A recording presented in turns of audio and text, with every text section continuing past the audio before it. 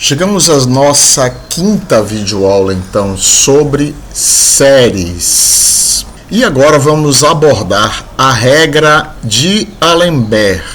Muito bem, é outra regra que se aplica apenas a séries com termos positivos. Ainda não abordamos nenhuma regra que trate série com termos alternados. Muito bem, vamos ver então como é a regra de Alembert. Considere-se uma série de termos positivos U, ou seja, o 1 mais o 2 mais o 3 mais etc, mais o N mais etc, é a série U.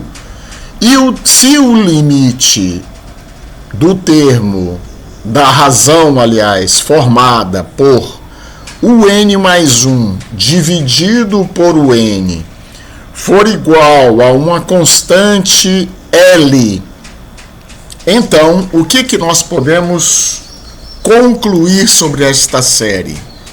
Vamos concluir que a série converge se L, o resultado do limite, for menor do que 1. A série vai divergir para L maior do que 1. E eu não vou poder concluir nada quando o limite der exatamente igual a 1. Vamos ver rapidamente aqui uma demonstração, visto que isto é muito importante para a formação da nossa capacidade de abstração, alargamento da nossa capacidade de raciocinar matematicamente. Então, vamos ver se nós podemos tomar como consequência que se L for menor do que 1, a série converge. Então, vamos partir da hipótese que aquele limite é inferior a 1. E eu vou tomar agora um número real positivo Q compreendido entre L e 1. Observe que, por que eu estou fazendo isso? Por segurança, porque Q poderia ser, inclusive, inferior a L. E esse número Q, à medida que N passa, ele poderia ir aumentando em direção a L. Mas se eu tomo Q superior a L e menor do que 1, eu estou na segurança. Porque se a razão é L, então é claro que se converge com Q, converge com L também. Portanto, se ao final este limite, admitindo aquele número real positivo Q, se ao final o limite, quando N tende para infinito, de o N mais 1 sobre o N é igual a L, então eu posso afirmar que existe um número inteiro, natural, aliás, N maiúsculo, tal que, a partir deste N maiúsculo, todos os N minúsculos satisfazem essa condição.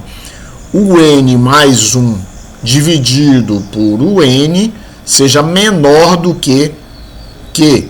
Para todo N, então, maior ou igual a N. Muito bem.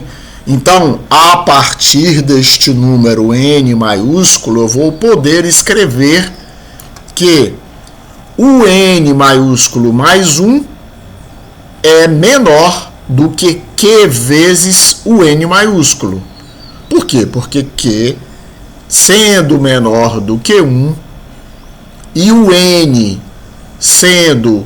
e o Q sendo um número maior do que L, é claro que o N mais 1 é menor do que o N. Essa série vai ser, então, decrescente aqui a partir deste termo, o N.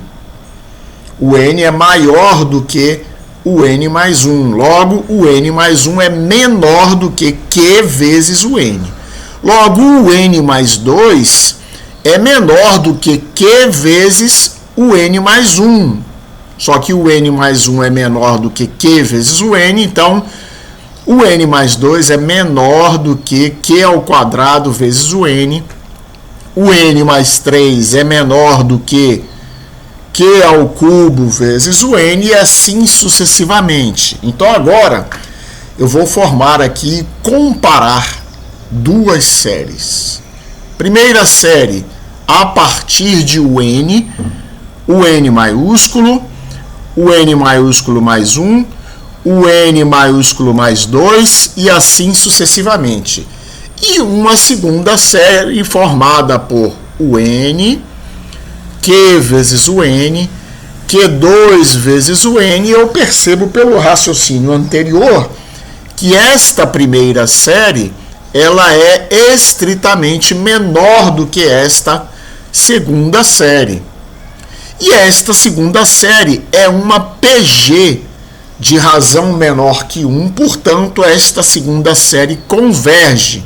E agora, se eu combino o teorema 1 com a regra da comparação, eu chego à conclusão que, de fato, aquela série proposta, que era a série cujo limite dava um número constante L, menor do que 1, é este caso aqui de cima, então, de fato, a série proposta com limite inferior a 1 converge como a gente queria demonstrar realmente. E aqui eu estou apontando que não há necessidade de demonstrar esta regra para L maior do que 1, porque ela é análoga. Então, resumindo, quando L é inferior a 1, a série converge. Quando L é maior do que 1, a série diverge. E quando L é igual a 1, eu não posso concluir nada por esta regra de Alembert. Vamos ver então aqui alguns exemplos. Primeiro exemplo, vamos estudar a convergência da série meio mais 2 sobre 4 mais 3 sobre 8 mais n sobre 2 elevado a n mais etc. à luz da regra de Alembert. Então, observe que o n é n dividido por 2 elevado a n, e n mais 1 é n mais 1 dividido por 2 elevado a n mais 1. E agora eu vou empregar a regra de Alembert. Como empregar a regra de Alembert? Vou calcular o limite quando n tende para o infinito da razão formada pelo termo o n mais 1 dividido por o n. Ora, eu vi aqui que o n mais 1 é n mais 1 sobre 2 elevado a n mais 1 e que o n é n dividido por 2 elevado a n. Então, este limite é dado por n mais 1 dividido por 2 elevado a n mais 1, desculpem, vezes o inverso do termo n, que é 2 elevado a n sobre n.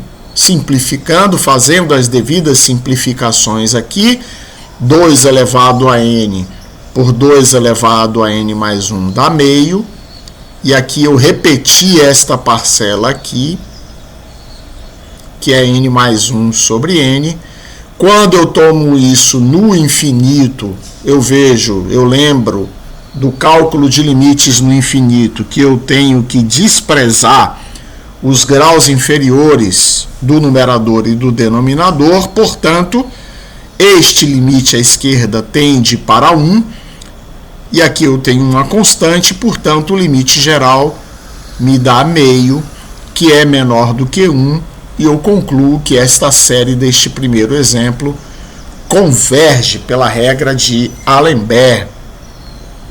Vejamos agora, então, um segundo exemplo, estudar a convergência da série que já fizemos uma vez aqui na videoaula passada, 1 mais meio mais 1/6 mais 1 sobre 24 mais 1 sobre n fatorial. Usando a regra de Alembert, eu preciso determinar o n e o n mais 1. E agora tomar o limite quando n tende a infinito de o n mais 1 sobre o n.